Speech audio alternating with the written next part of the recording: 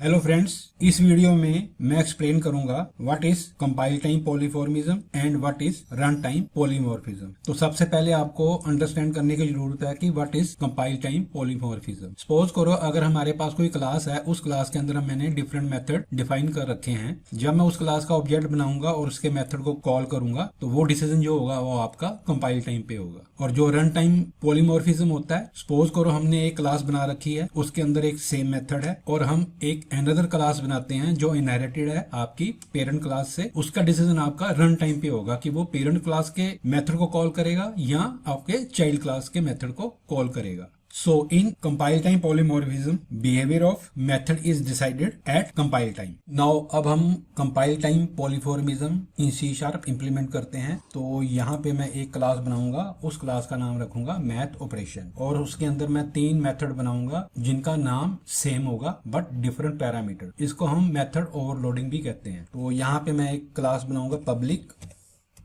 Class math operation, ये इसकी body होगी। तो फर्स्ट मेथड मेरा क्या है, पब्लिक वॉइड ऐड। तो यहाँ पे डिफरेंट आर्गुमेंट पास करूंगा, इंट ए कॉमा इंट बी,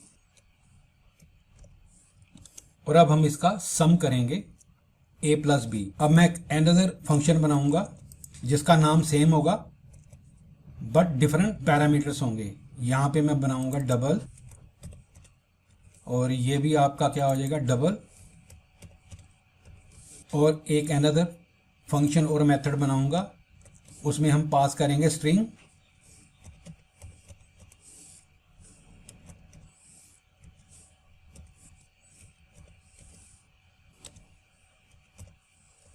और यहां पे स्ट्रिंग 1 प्लस कंकेटिनेट करना है।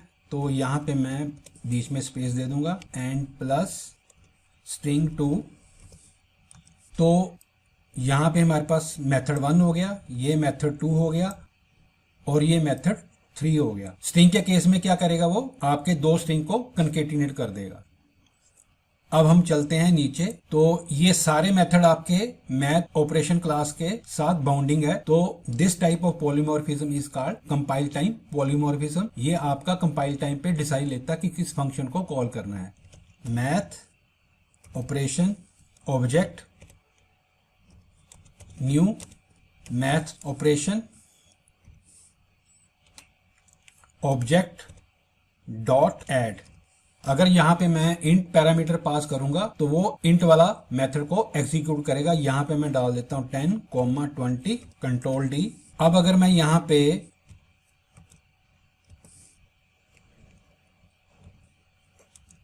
डेसिमल डाल दूंगा तो वो इस मेथड को कॉल करेगा और ये डिसीजन आपका कंपाइल टाइम पे होगा। अगर मैं यहां पे स्ट्रिंग पास कर दूंगा, यहां पे मैं लिख देता हूं कोडिंग और यहां पे रैक, तो इस केस में मेरे को वो कंकेटिनेट करके दे देगा। अब मैं इस प्रोग्राम को रन करता हूं कंट्रोल F5 से और इसकी आउटपुट देखते हैं। तो ऐड के केस में उसने मेरे को 30 दे दिया, डेसिमल के केस में मेरे को 30.52 दे दिया और स्ट्रिंग के केस में मेरे को उसने कंकेटिनेट करके कोडिंग रैक दे दिया। This is called the compile time polymorphism using the method overloading. Method overloading के बारे में मैं एक्सप्लेन में बताऊंगा। नाउ अब हम डिस्कस करते हैं डायनेमिक पॉलीमॉर्फिज्म इन C#।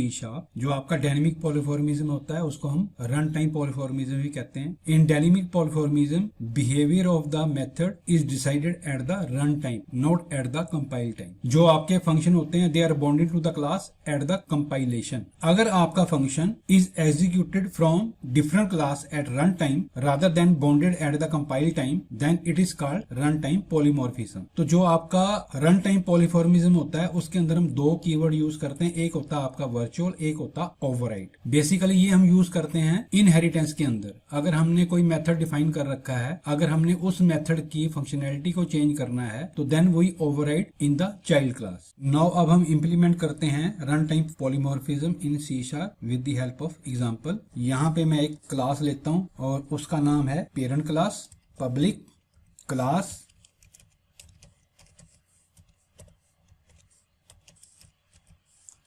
और इसके अंदर एक मैं मेथड डिफाइन करता हूं और उस मेथड का नाम रख देता हूं मैं वर्चुअल। वर्चुअल कीवर्ड का मतलब क्या है कि अगर हमारे पेरेंट क्लास में मैंने कोई वर्चुअल कीवर्ड से मेथड डिफाइन कर रखा है तो हम चाइल्ड क्लास में उसकी इंप्लीमेंटेशन को चेंज कर सकते हैं, लेकिन जो पेरेंट क्लास का वर्चुअल मेथड होगा that is available to all the classes. तो यहां पे पब्लिक वर्चुअल वाइड शो एक मेथड बना दिया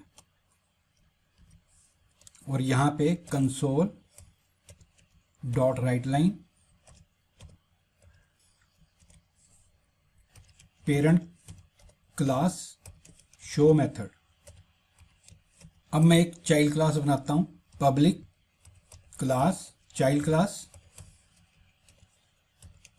किससे इनहेरिट होगी वो पेरेंट क्लास से। अब मैं क्या करूंगा, जो आपका वर्चुअल मेथड पेरेंट क्लास का उसकी इंप्लीमेंटेशन को मैं यहां पे चेंज कर दूंगा चाइल्ड क्लास के अंदर। री implementation of parent class method name show. तो इसके लिए मेरे को कीवर्ड यूज करना पड़ेगा override in the child class, public override wide show.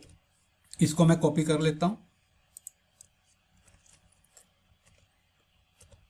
तो ये क्या हो गया, आपका चाइल्ड क्लास का शो मेथड हो गया, यानी कि मैंने पेरेंट्स क्लास के शो मेथड को यहाँ पे ओवरराइड करके उसकी यहाँ पे री इम्प्लीमेंटेशन कर दी है। तो यहाँ पे हम अपना लॉजिक लिख सकते हैं। अब हम चलते हैं प्रोग्राम क्लास के अंदर। तो सबसे पहले हम डिफाइन करते हैं पेरेंट क्लास।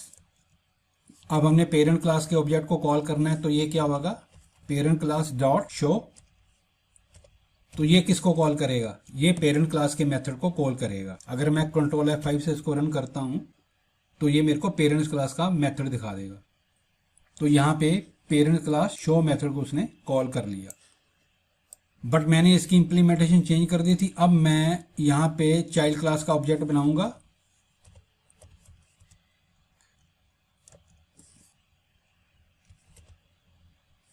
Dot show.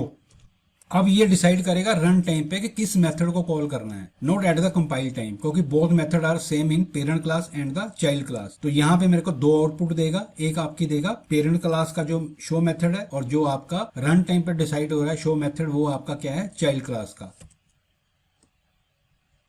तो यहाँ पे उसने चाइल्ड क्लास के मेथड को कॉल किया एट द रन टाइम।